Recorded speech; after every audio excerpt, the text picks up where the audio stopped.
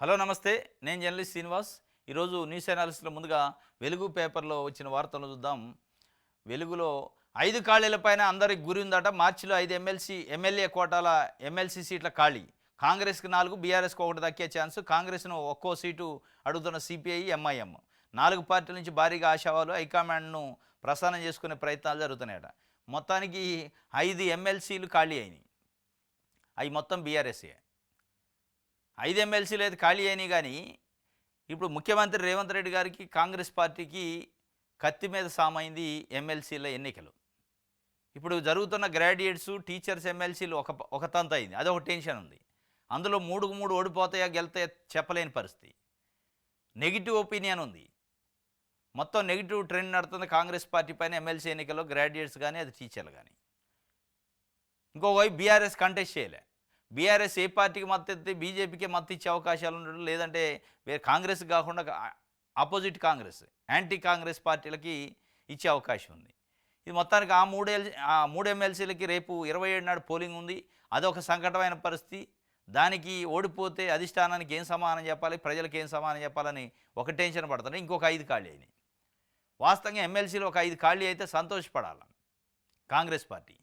5 MLC పదవులు BRS నుంచి ఖాళీ అయ్యి కాంగ్రెస్కి వస్తున్నాయి కాబట్టి ఇవాళ సంతోషం కంటే బాధ ఎక్కువ ఉంది. ఈ నెట్ట పంపిణీ చేయాలి, ఎంత గొడవలు అయితే ఈ పంపిణీ ఒక కార్యక్రమం అయితే వితిన్ ద కాంగ్రెస్ పార్టీలో పంపిణీకే లక్ష సవాళ్ళు ఉన్నాయి. అది ఒక భాగం అయితే సిపిఐ పార్టీ అడుగుతుంది, ఎంఐఎం అడుగుతుంది, మాకు కూడా ఏంటి చెరొకటని. సిపిఐ ఎన్నికల ముందే పోతుంది, ఎంఐఎం అనాధికారికంగా ఉంది.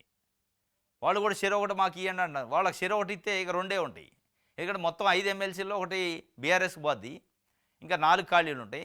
4లో సిపిఐ పార్టీ ఎప్పటి నుంచో ఎమ్మెల్సీ అడుగుతుంది, ఎన్నికల ఒప్పందంలో ఉంది అది. ఎందుకంటే వాళ్ళు గ్రాడ్యుయేట్సో లేకపోతే టీచర్సో సర్పంచులకు అదే మన లోకల్ బాడీ ఎమ్మెల్సీ తీసుకుంటే వాళ్ళకి లేవు కాబట్టి ఇదైతే ఈజీ కాదు ఎమ్మెల్యేది. అటు వాళ్ళు సిపిఐ అడుగుతుంది. ఎంఐఎంకి సిపిఐకి నిజమైన వాళ్ళు అడిగినట్టు 2 ఇస్తే ఇంకా రెండే ఉంటాయి. ఈ 2లో దాదాపు 30 మంది ఉన్నారట ఇప్పుడు పోటీ. కాంగ్రెస్ పార్టీలో 30 మంది లైన్లో ఉన్నారు. ఎస్టీ నుంచి, ఎస్సీ నుంచి, బీసీ నుంచి, రెడ్ల నుంచి, ఓసీ నుంచి. ప్రధానంగా అద్దంకి దయాకరు ఎస్సీ నుంచి, ఎస్సీ మాల వర్గం, ఆయనకి తుంగతుర్తి టికెట్ మిస్ అయింది. ఆయన కంపల్సరీగా ఏదో ఒకటి అకామిడేట్ చేస్తారనుకుని ఇంతవరకు పదవిలే. 14 నెలలు అయింది అధికారంలోకి వచ్చి. ఆయన ఒకడుండు. సంపత్ కుమారు అలంపూర్ నుంచి పోటీ చేసి ఓడిపోయిండు. ఆయన సీనియర్ నాయకుడు, ఏఐసీ సెక్రటరీకి పనిచేసిండు. ఆయన లైన్లో ఉండు. రాములు నాయక్ మాజీ ఎమ్మెల్సీ ఎస్టీ నుంచి లైన్లో ఉండు. బెల్లయ్య నాయకు ఎస్టీ నుంచి లైన్లో ఉండు. వీళ్ళందరూ పోటీలో ఉన్నారు. ఇక ఇటు బీసీ నుంచి మధు యాష్కి గౌడు, ఇట్లా కొంతమంది బీసీల నుంచి ఉన్నారు. రెడ్ల నుంచి జగ్గారెడ్డి ఉండు, జీవన్ రెడ్డి ఉండు. ఇట్లా అంటే మెయిన్ పేర్లే చెప్తున్నాను. ఈ కాక ఇంకా 30 పేర్లు దాకా ఉంది. అసలు మెయిన్ కంటెస్టెంట్లోనే దాదాపు 10-15 మంది ఉన్నారు. మరి వీళ్ళందరికీ ఇచ్చే పరిస్థితి ఉందా, ఇవ్వగలుగుతారా? ఇదంతా పెద్ద తలపోటు అయింది. ఇప్పటికే మంత్రివర్గ విస్తరణ కోసం దాదాపు 4-5 సార్లు ఢిల్లీ పోయారు, తేలని పరిస్థితి. మంత్రివర్గ విస్తరణ అట్లే ఉంది, నామినేటెడ్ పోస్టులు అట్లే ఉన్నాయి, పీసీసీ కార్యవర్గం అట్లే ఉంది. వాటిని భర్తీ చేయడానికి నానా తంటాలు పడతారు. ఈ లోపల ఇది వచ్చి పడదు, పిడుగు ఒకటి. ఈ పిడుగుతో పాటు గ్రాడ్యుయేటు టీచర్లు ఎమ్మెల్సీ అదొకటి ఉంది. మొత్తానికైతే 5 ఖాళీల పైన అందరికి గురుంది. ఈ అందరిలో ఎవరికి మేలు చేయాలనేది, ఎవరికి ఇవ్వాలనేది వాళ్ళకి అర్థం కావట్లే. ఇది ఒక వార్త. మరి దీంట్లో అద్దంకి దయాకర్కి ఏమన్నా ఈసారి వచ్చే అవకాశం ఉందా? అద్దంకి దయాకరు ప్రధానంగా పోటీలో ఉండు. సంపత్ కుమార్ కూడా ప్రధానంగా అడుగుతున్న పరిస్థితి. చూడాలి ఏం చేద్దాం. కాంగ్రెస్ పార్టీకి అయితే పెద్ద తలనొప్పి కార్యక్రమం అయింది ఇది. ఇంకో ఈడ ఆశావాహులు భారీగా ఉన్నారట. ఆశావాహులు మొత్తం ప్రియాంక గాంధీ, మల్లికార్జున ఖర్గే, ఇన్ఛార్జి నటరాజన్, మీనాక్షి నటరాజన్ తమ పార్టీకి చేసే సేవలు చెప్పేందుకు ప్లాన్ చేసుకున్నారట. ఎస్సీ సామాజిక వర్గం నుంచి పీసీసీ ప్రధాన కార్యదర్శి అద్దంకి దయాకరు, మాజీ ఎమ్మెల్యే సంపత్ కుమారు, ఎస్టీల నుంచి ఎమ్మెల్సీ రాముల నాయకు, ట్రైకార్ చైర్మన్ బెల్లయ్య నాయక్ రేసులో ఉన్నారు. బీసీల నుంచి యాదవ, కుర్మా, ముదిరాజు నేతలు సీటుపై కన్నేశారు. యాదవ్ల నుంచి మాజీ ఎంపీ అంజన్ కుమార్ యాదవ్, పీసీసీ ఉపాధ్యక్షుడు చరణ్ కౌశిక్ యాదవ్, కుర్మా సామాజిక వర్గం నుంచి మహిళా నేత గద్వాల్ జడ్పీ మాజీ చైర్మన్ సరిత యాదవ్, ముదిరాజు నుంచి రాష్ట్ర మహిళా కాంగ్రెస్ అధ్యక్షుడు సునీతారావు ప్రయత్నాలు చేస్తున్నారు. PCC campaign committee chairman Madhu Yaskhi Goud కూడా రేసులో ఉన్నారట. మైనార్టీ సామాజిక వర్గం షబ్బీర్ అలీ, నాంపల్లి ఇన్ఛార్జ్ ఫిరోజ్ ఖాన్, సీఎం రేవంత్కు అత్యంత సన్నిహితుడు ఫహీం ఖురేషీ తమకు అవకాశం ఇవ్వాలని కోరుకుంటున్నారు. ఇక ఇది ఇట్లుంటే ఓసీ వర్గం నుంచి పీసీసీ వర్కింగ్ ప్రెసిడెంట్ జగ్గారెడ్డి, మాజీ ఎమ్మెల్సీ జీవన్ రెడ్డి, ఖైరతాబాద్ డీసీ అధ్యక్షుడు Rohin Reddy, PCC media incharge Sama Rammohan Reddy, ప్రభుత్వ సలహాదారు అర్కర వేణుగోపాలరావు, కుస్మా కుమారు వీళ్ళందరూ ఆశిస్తారట. వీళ్ళందరూ మెయిన్ వాళ్ళే. మళ్ళీ ఇందులో ఒకళ్ళిద్దరు తప్ప మిగతా అంతా మాజీ ఎంపీలో, మాజీ ఎమ్మెల్సీలో, మాజీ మంత్రుల్లో ఉన్నారు. మరి వీళ్ళని ఎట్లా అకామిడేట్ చేయాలి? వాళ్ళకు ఉన్నదే 4, దాంట్లో ఒక 4లో ఒకటో రెండో వాళ్ళకి ఇవ్వాల్సి వస్తే ఇంకా 2 ఉంటాయి. సిపిఐకి నిజంగానే వేయాల్సి వస్తే 3 ఉంటాయి. ఇక ఇది పెద్ద సవాల్ అయిపోయింది. ఇప్పుడు పూలు పేరుతో ఫోన్పే చేస్తారట. ఎమ్మెల్సీ ఎన్నికల ఓట్ల కోసం టీచర్ల డబ్బులు 1000 నుంచి 5000 దాకా పంచుతున్న అభ్యర్థులు కలెక్టర్కు ఫిర్యాదు చేసిన యూటీఎఫ్ అభ్యర్థి నర్సిరెడ్డి. పూలు పేరుతో చేస్తారట. పూలు ఎవరో మరి 2000 నుంచి 5000 దాకా టీచర్లకి ఓటుకు డబ్బులు ఇచ్చే పరిస్థితి, టీచర్ తీసుకునే పరిస్థితి వచ్చిందంటే ఇంతకంటే సిగ్గుచేటు, ఇంతకంటే దౌర్భాగ్యమైన పరిస్థితి భారతదేశ ప్రజాస్వామ్యాలు ఇంకోటి ఉండదు. టీచర్లు ఒకవేళ ₹1,00,000 జీతాలు ఉంటాయి. 60,000 నుంచి ₹1,00,000 మధ్యలో ఎవరికి తక్కువ ఉండదు. వాళ్ళు కూడా ఓటేసేదానికి డబ్బులు తీసుకునే పరిస్థితి, వీళ్ళు ఇచ్చే పరిస్థితి వచ్చిందంటే మరి ఈ టీచర్లు ఎమ్మెల్సీగా కంటెస్ట్ చేస్తాను, ఎమ్మెల్సీలు రేపు ఓటు వేసి గెలిపిస్తే ఎవరి కోసం పాటుపడతారో? డబ్బులు ఇచ్చి ఓట్లు కొనుక్కున్నాక టీచర్ల కోసమేనా? వాళ్ళ వ్యక్తిగత లాభాల కోసం పాటుపడతారు. డబ్బులు ఇస్తాడు అంటే దాని అర్థమైంది వాడు నిజంగా సేవ చేయడానికి కాదు, బిజినెస్ చేయడానికి చేస్తాడు. డబ్బులు తీసుకొని ఓట్లేసే పరిస్థితి, డబ్బులు ఇచ్చే పరిస్థితి టీచర్లలో అత్యంత ఉన్నతమైన అది ఒక ప్రొఫెషన్. అది దాంట్లో కూడా వచ్చిందంటే ఇంతకంటే దౌర్భాగ్యం లేదు. పూలు అని ఉందట. మరి ఆ పూలు ఎవరు? ఆ పూలు పేరుతో, ఇంటి పేరుతోని ఒక ఆయన మాజీ ఎమ్మెల్సీ పోటీ చేస్తున్నాడు. మరి ఆ పూలా వేరే పూలా తెలియదు. కానీ నిన్న ఒక ఎమ్మెల్సీ అభ్యర్థి, యూటీఎఫ్ అభ్యర్థి నర్సిరెడ్డి ఫిర్యాదు చేసిండు. ఆ పూలు పేరుతో 2 నుంచి 5,000 టీచర్లకి డబ్బులు పంపిస్తున్నారు ఫోన్పేతోని, దీన్ని కట్టడి చేయండి అని చెప్పి. మరి ఏం చేస్తారో చూడాలి.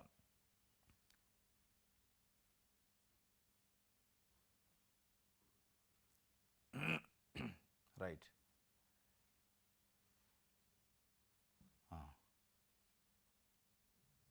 ఇక్కడ ఇంకొక వార్త ఉంది.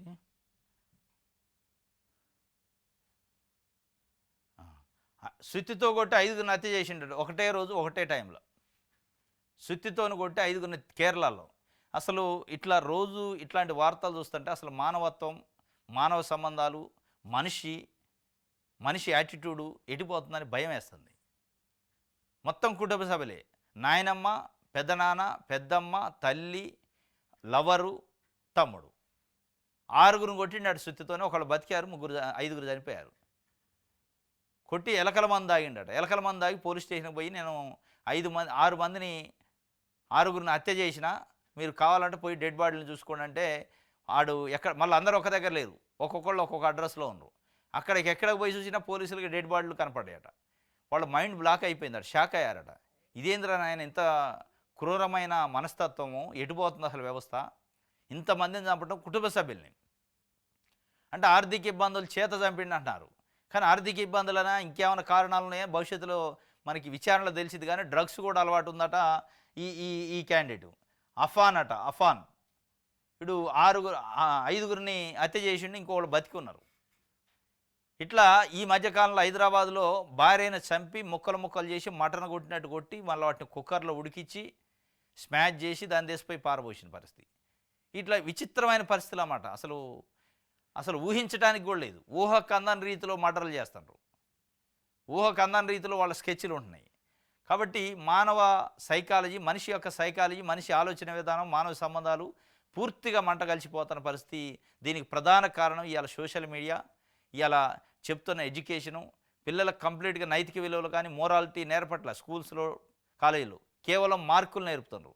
మార్కులు ర్యాంకులు, దాని చుట్టే కాలేజీలు, విద్యార్థుల పేరెంట్స్ తిరుగుతున్నారు తప్ప ఎక్కడా కూడా నైతిక విలువలు నేర్పాలి, సమాజంలో ఎట్లా బతకాలు నేర్పాలి, సామాజిక సంబంధాలు నేర్పాలి, మానవ సంబంధాలు నేర్పాలని ఎవడూ పాటుపడట్లేదు. దీనివల్లనే ఇట్లాంటివి జరుగుతున్నాయి. సుత్తితో కొట్టి చంపారట పాపం. కేరళలో జరిగింది నిన్న. దిశ చూద్దాం. ప్రసన్న హరికృష్ణకు బీఆర్ఎస్ సపోర్ట్ చేస్తున్నాడ. బీఎస్పీ గ్రాడ్యుయేట్ అభ్యర్థి కోసం ఇంటర్నల్ వర్క్ చేస్తున్నాడ. కేడర్కు ప్రచార బాధ్యతలు, పలుచోట్ల పోల్ మేనేజ్మెంట్పై ఫోకసు. గులాబీ వ్యూహంపై ఆ పార్టీ నేతల్లో చర్చ. ప్రసన్న హరికృష్ణ అని మెదక్, నిజామాబాద్, ఆదిలాబాద్, కరీంనగర్ గ్రాడ్యుయేట్స్ ఎమ్మెల్సీగా బీఎస్పీ పార్టీ బీఫామ్ పైన పోటీ చేసిండు. అక్కడ బీఆర్ఎస్ కంటెస్ట్ చేయలే. అసలు బీఆర్ఎస్ ఎక్కడా కంటెస్ట్ చేయలే మూడిట్లో. ఇక్కడ వరకు ఆయనకి మద్దతు ఇవ్వాలని ఏదో లోపట నడుస్తుంది అన్నట్టు అనుకుంటున్నారు. ఇంకా కన్ఫామ్ కాలే. వాళ్ళు అధికారికంగా ఎవరు ప్రకటించలే. ఆ మద్దతు ఇచ్చే కార్యక్రమం లోపల జరుగుతుందట. బీఆర్ఎస్ అధిష్టానం నుంచి సంకేతాలు పోయినాయట లోకల్ నాయకులకి, మీరు మద్దతు ఇవ్వండి, పోల్ మేనేజ్మెంట్ అంతా చేయండి అని చెప్పి. మరి కాబట్టి బీజేపీకి మద్దతు ఇస్తుందని అపవాదు పోగొట్టుకోవడానికి ఈయనకు మద్దతు ఇస్తానరా, మరి స్ట్రాటజీ ఏందో కానీ ప్రసన్న హరికృష్ణకి అయితే మద్దతు ఇచ్చే కార్యక్రమం చూస్తారట. ఇది ఒక వార్త. అయితే ఇంకోటి 1.5 లక్ష కార్డులు ఇస్తారట. కోడ్ లేని 9 జిల్లాలు ముందుగా జారీ. అత్యధికంగా రంగారెడ్డిలో 26,000. వచ్చే నెల 8 తర్వాత మిగతా జిల్లాల్లో లబ్ధిదారులకు ఇస్తారట. మార్చి 1 రోజు 1,00,000 రేషన్ కార్డులు ఇస్తారట. ఈ ఎమ్మెల్సీ ఎన్నికల కోడ్ లేని జిల్లాలో. దాంట్లో 26,000 కేవలం రంగారెడ్డి జిల్లాలో ఉన్నాయి. రంగారెడ్డి మీన్స్ హైదరాబాదు అవుట్స్కట్స్ అన్నట్టు. మార్చి 1 రోజు ఖమ్మం, నల్గొండ వీటిలలో, ఖమ్మంలో ఉంది ఇది కోడ్ ఉంది కాబట్టి అటు ఇయ్యరు. కోడ్ లేని జిల్లాలో, కోడ్ ఉన్న జిల్లాలో మార్చి 8 వరకు కోడ్ ఉంది కాబట్టి 8 తర్వాత ఇస్తారట. 1,00,000 కార్డులు అయితే మార్చి 1 రోజు ఇస్తారట రేషన్ కార్డులు. మరి మిగతా ఇందిరమ్మ ఇళ్ళ సంగతి ఏందో చెప్పలే. కొత్త పెన్షన్ల సంగతి ఏందో చెప్పలే. రైతు భరోసా సంగతి చెప్పలే. రైతు భరోసా మర్చిపోయారు. 3 ఎకరాల వరకు వేశారు, దాని తర్వాత డబ్బులు పడతలే. అబార్షన్లు చేయకుంటే ఇంట్లోంచి వెళ్ళిపో. లేడీ డాక్టర్కు అత్తారింట్లో హుకుమాట. గర్భస్రావాలు చేయడం ఇష్టం లేక పుట్టింటికి పోయిందట. పాపం ఒక డాక్టర్ని ఈ బయట వేధింపులే కాదు, కుటుంబంలో కూడా వేధింపులట. ఇక్కడే తెలంగాణలో మళ్ళా మెడ్చెల్ దగ్గర ఎంబీబీఎస్ డాక్టర్ అట. ఆమె గైనకాలజిస్ట్. అత్తగారు వేధింపులు, అత్తింటి వేధింపులు, భర్త, మామ, అత్త వేధింపులు. దేనికోసం? కట్నం కోసం, ఇంకో దానికోసం. విచిత్రంగా ఉంది ఇది. ఆమె చేసే వృత్తిలో ఎట్లా చేయాలని చెప్తారట వీళ్ళు. అబార్షన్లు చేయి, అబార్షన్ల దందాలు మనకు డబ్బులు బాగా వస్తాయి అంటే ఆమెకి ఇష్టం లేదట. అబార్షన్ చేయను నేను, పాపం తగిలిద్ది, ఆ పాపం చుట్టుకుంటుంది, నేను అట్లాంటి పనులు చేయలేను, భ్రూణ హత్యలు చేయలేనంటే, నువ్వు అట్లా చేస్తా అంటేనే కుటుంబంలో ఉంటావు, లేదంటే వెళ్ళిపోవటం. నువ్వు విడాకులు ఇచ్చి వెళ్ళిపోవాలంటే వెళ్ళిపోయిందట. పాప 6 నెలల నుంచి భర్తను వదిలిపెట్టి దూరంగా ఉంటుందట. అది చేస్తా అంటేనే రమ్మంటున్నారట సంసారానికి, లేదంటే లేదు, నీ పని అట్టే అని చెప్తున్నారట. ఇది ఒక్క నిమిషం 7వ పేజీలో ఉంది, చూద్దాం.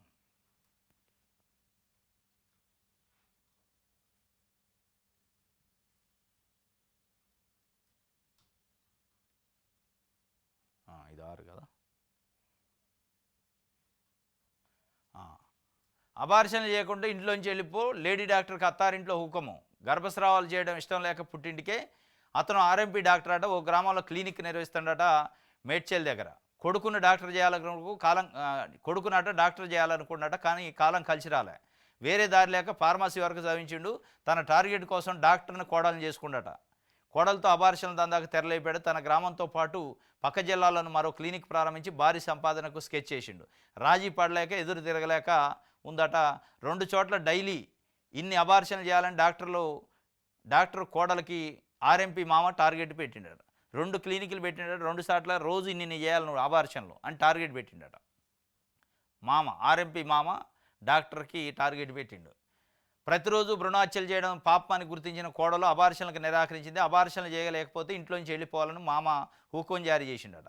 భర్తతో పాటు మిగతా కుటుంబ సభ్యులు అదే పట్టుపడడంతో రాజీ పడలేక, ఎదురు తిరగలేక డాక్టర్ పుట్టింటికి వెళ్ళిపోయింది. 6 నెలలుగా తల్లింట్లోనే కాలం గడిపింది. మెడ్చల్ మల్కాజ్గిరి జిల్లా కీసర మండలంలోని ఓ కుగ్రామంలో ఈ అమానుష ఘటన నిరాటకంగా సాగినప్పటికీ అబార్షన్లు నిరాకరించిన కోడలు మాత్రం తన కాపరాన్ని నిలబెట్టుకోలేకపోయింది. ఎంత దారుణమైన పరిస్థితి. ఏం చేయాలి అసలు? ఇప్పుడు ఆర్ఎంపీ గాడు వాడి కొడుకుని, తల్లిని మొత్తం తెసిపోయి జైల్లో పెట్టాలి. ఎంతమందిని హత్య చేశారు? హత్యలు చేశారు వాళ్ళు. హత్య నిందితులు వాళ్ళు, హత్యలు చేసిన ఖైదీలు వాళ్ళు. మళ్ళీ హత్యల కోసం వాళ్ళు చేయకుండా ఫోర్సు కోడల పైన హట్టి వాళ్ళని ముగ్గురిని తెసిపోయి హత్యా నేరం మోపి హత్య కింద ఇక జైల్లోంచి బయట రావద్దాడు. ఎందుకంటే బయట ఉన్న ఎంతమందిని హత్య చేస్తారో తెలియదు. చిన్న చిన్న కడుపులో గుడ్డుల్ని చంపుతుందంటే వాడు మనుషుల్ని చంపుతారు. మానవ విలువలు చచ్చిపోతాయి. ఇది పాపం కాపురం కూలిపోయింది. వాళ్ళ దందా నడుతూనే ఉందట నిరాటంకంగా కీసర దగ్గరట.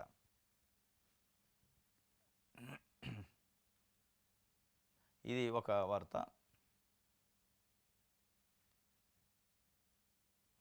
రేవంత్ ఎమ్మెల్సీ ఎన్నికల్లో ఓడితే రాజీనామా చేస్తావా? డ్రగ్స్ ఫార్ములా డ్రగ్స్ ఫార్ములా ఈ కార్ రేసులో కేటీఆర్ని ఎందుకు అరెస్ట్ చేయలేదు, దమ్ముంటే కాళేశ్వరం కేసును సిబిఐకి అప్పగించండి, కులగన్నకు తాము వ్యతిరేకం కాదు అని బండి సంజయ్ చెప్తుండు.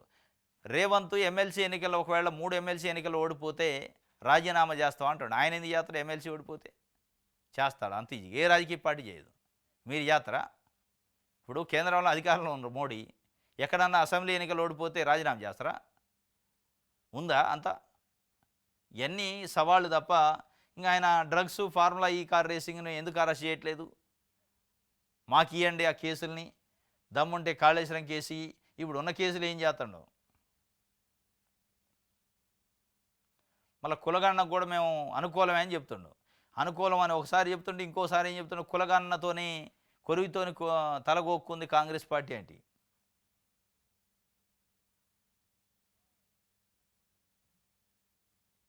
రైట్.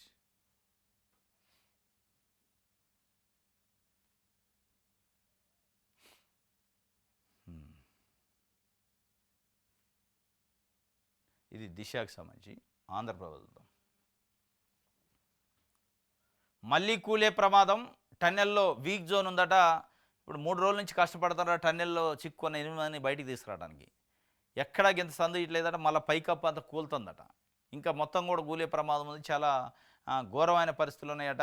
13 కిలోమీటర్ల 600 దగ్గర 13 నుంచి 17, 13.6 నుంచి 13.7 కిలోమీటర్ల మధ్య డేంజర్. ఆగని ఓట, పెరుగుతున్న బురద, టన్నెల్ కప్పుపై పెరుగుతున్న ఒత్తిడి. మొదటి నుంచి ఇవే ప్రమాద సూచనలు. సీరియస్గా పరిగణించిన వైనం, పైకప్పు కూలడంతో బయటపడిన వాస్తవం, టన్నెల్ పూర్తయిన నిర్మాణం ఎంత భద్రం, భూ స్వభావమే ఫ్రాక్చర్డ్ జోన్గా గుర్తింపట. వాళ్ళ టన్నెల్ పూర్తి అయినా కానీ నిర్మాణం ఎంత భద్రంగా ఉంటుంది అనేది డౌట్ అవుతుంది. ఇప్పుడే ఇట్లా కూలితే మరి ఆ టన్నెల్కి ఎంతవరకు భద్రం? ఇప్పుడు ఆ 8 మంది అయితే పాపం బురదలోనే ఉన్నారు. అసలు వాళ్ళు బయటకు వచ్చే పరిస్థితి ఉందా లేదా తెలియని పరిస్థితి.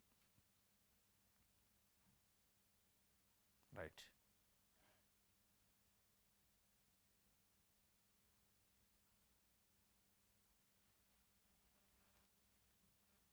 సాక్షి పేపర్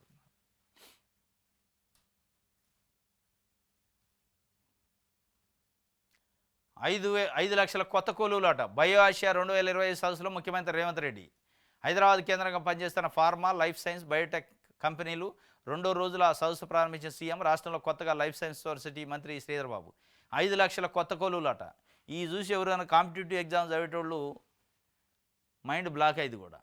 ఈ 5 లక్షల కొత్త కొలువులు ఎక్కడ అంటే ఏందేందో చెప్తుండే ఆయన. కార్పొరేట్ కంపెనీలు ఫ్యూచరు సిటీ అట, ఈ సిటీ అట, ఈ అయ్యేవి కావు, పోయేవి కావు, దాన్ని ఎవడు అడగట్లేదు కూడా. మీరన్న 1 సంవత్సరం లోపే 2 లక్షల ఉద్యోగాలు, ప్రభుత్వ ఉద్యోగాలు భర్తీ చేస్తా అన్నారు. ఇక దాని గురించి మాట్లాడట్లే, ఏందేందో చెప్తుండ్రు రేవంత్ రెడ్డి గారు. వేరే క్లియర్గా మేనిఫెస్టోలో పెట్టారు, 6 గ్యారెంటీల్లో పెట్టారు. 2 లక్షల ఉద్యోగాలని 1 సంవత్సరం లోపే అధికారంలోకి వచ్చాక భర్తీ చేస్తామన్నారు. ఇంతవరకు భర్తీ చేయలే. 54,000 పోస్టులు చేసి దానికే సంబరాలు చేసుకోవాలంటాడు. అవి కూడా కేసీఆర్ రిలీజ్ చేసిన నోటిఫికేషన్లు. ఇక మళ్ళీ అవి అట్లా ఉండగా దాన్ని మర్చిపోవడానికి తేపకు ఒకసారి మేము 5 లక్షల ఉద్యోగాలు ఇస్తాం, 10 లక్షల ఉద్యోగాలు వస్తాయి, కొలువులు వస్తున్నాయంటే వాళ్ళకి అర్థం కాని పరిస్థితి. పాపం నిరుద్యోగుల ఆవేదన, ఆందోళన ఎవడు తెలుస్తారో తెలియని పరిస్థితి. ఏ పార్టీ వచ్చినా ఇదే కథ ఉంది. రేవంత్కు నిద్రలోనూ కేసీఆర్ గుర్తుకొస్తున్నారు. సీఎం అవుతానని రేవంత్ కల్లో కూడా ఊహించుకోలేదు అని కేటీఆర్ చెబుతుండు. ఎస్ఎల్బీసీ ప్రమాదంపై జ్యుడిషియల్ కమిషన్ నియమించాలి. సుంకిశాల ఎస్ఎల్బీసీ టన్నెల్ కూలిన బీజేపీ మాట్లాడటం లేదు. రేవంత్ ప్రభుత్వానికి రక్షణ కవచంలో మోదీ పనిచేస్తానని ధ్వజం. రేవంత్కు నిద్రలో కూడా కేసీఆర్ గుర్తుకొస్తాడట. మరి ఫామ్ హౌస్లో పండుకున్న కేసీఆర్ ఆయనకి ఎందుకు గుర్తుకొస్తాడో ఈయనకు అర్థం కాలే. కేటీఆర్ చెబుతున్నాడు మా నాన్న గుర్తుకొస్తాడు రేవంత్ రెడ్డికి నిదట్లో కూడా అని.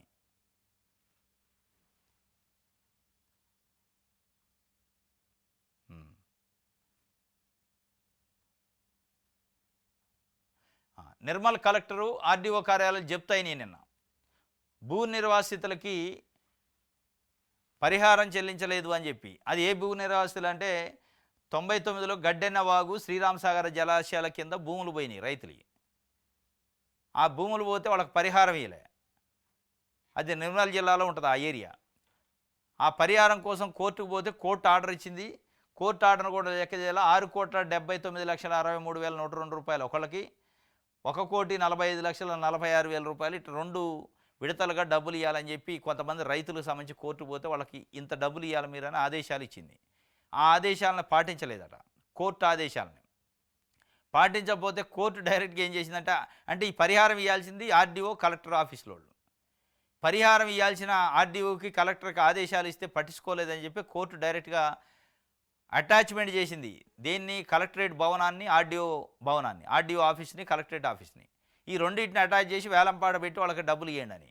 ఇది ఒక రకంగా ఆశ్చర్యకరమైంది. ఎందుకంటే 2 ప్రభుత్వ కార్యాలయాలని జిల్లా magistrate, collector, divisional magistrate, RDO ఈ ఇద్దరు ఆదేశాలు పాటించకపోవడం వల్ల వాళ్ళ ఆఫీసులకే ఏతం పెట్టింది కోర్టు. వాస్తవంగా మరి కోర్టు ఇచ్చిన డైరెక్షన్ ఫాలో కావాలిగా. కనీసం అప్పీల్‌కి పోవాలిగా. పోని పరిస్థితిలో కోర్టు అంటే లెక్కలేనితనం ఉంది కాబట్టి డైరెక్ట్ అటాచ్‌మెంట్ నోటీసులు పంపించేసింది, జప్తు నోటీసులు. పంపించి ఆడ గోడకు అంటించిపోయారు. ఇప్పుడు వాళ్ళ పరిధిలోకి పోయినాయి. Collector office, RDO office court పరిధిలోకి వెళ్ళిపోయింది ఇయాల. జప్తు అయిపోయింది. ఇది నిర్మల్‌లో జరిగింది నిన్న. ఇగో ఈ పరిస్థితి ఉంటదనమాట. కోర్టులతోని పెట్టుకుంటే సరైన టైంలో పరిహారం ఇయ్యకపోతే. రైట్. ఆంధ్రజ్యోతి చూద్దాం.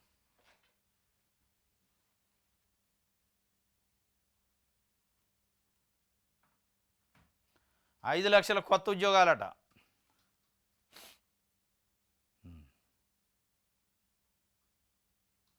మోదీ ప్రభుత్వం పాసిస్ట్ కాదు, నయా పాసిజం పోకళ్ళు మాత్రమే ఉన్నాయి. ముసాయిదా రాజకీయ తీర్మానంలో సిపిఎం పార్టీ పెట్టింది నిన్న కేరళలో.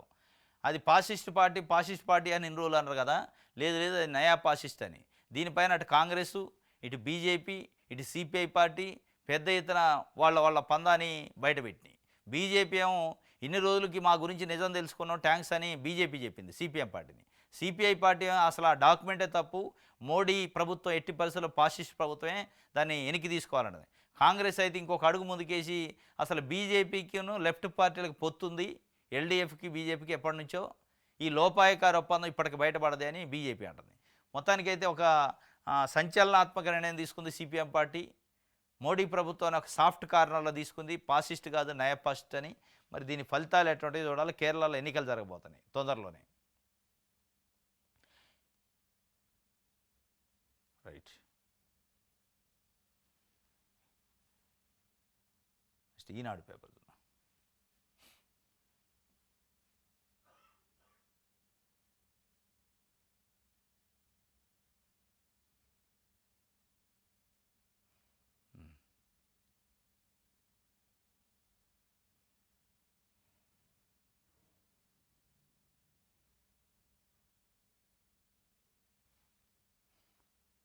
Right. ED, CBI, IT, ECI ఎందుకు స్పందించడం లేదని హరీష్ రావు అడుగుతుండు. ఇంతగానం అక్రమాలు చేస్తుంటే ఈడీ కానీ సిబిఐ ఎందుకు స్పందించట్లా, బీజేపీ మద్దతు ఇస్తుంది కాబట్టి వాళ్ళని కాపాడుతుందని చెప్తుండు హరీష్ రావు. ప్రణాళిక సంఘం ఉపాధ్యక్షుడే ఎమ్మెల్సీ ఎన్నికల ఖర్చుపై బహిరంగంగా చెప్పారు. మాజీ మంత్రి హరీష్ రావు అధికారంలోకి రాగానే ఎల్ఆర్ఎస్పై ఆ మాట అని ప్రశ్న. ఈడీ, సిబిఐ ఏం చేస్తుంది? చిన్నారెడ్డి గారు మన మహబూబ్నగర్ స్థానిక ఎన్నికల్లో 5 నుంచి 10 లక్షలు ఒక్కొక్క ఓటు ఖర్చు పెట్టాల్సి వచ్చిందని ఆవేదన వ్యక్తం చేసిండు. డైరెక్ట్గా డబ్బులు పెట్టి ఓట్లు కొనుక్కోమని ప్రణాళిక సంఘం ఉపాధ్యక్షుడు ఆయన నోటితో చెప్పాక ఎలక్షన్ కమిషన్ ఆఫ్ ఇండియా ఎడిపోయింది, ఈడీ ఎడిపోయింది, సిబిఐ ఎడిపోయింది. ఎందుకు మీరు చర్యలు తీసుకోవట్లా, దీని వెనక ఉన్న మతలబ్ ఏంది, చీకటి ఒప్పందం ఏందని హరీష్ రావు అడుగుతుండు. అంటే రేవంత్ రెడ్డి బీజేపీతోనే లోపాయకార ఒప్పందం చేసుకుండు అని అర్థం వచ్చేలాగా ఆయన మాట్లాడాడు. రైట్. ఇది ఈనాడుకి సంబంధించి. ఇది ఈరోజు న్యూస్ ఛానల్స్. రేపు తాజా వార్తలతో తిరిగి కలుసుకుందాం. Thank you.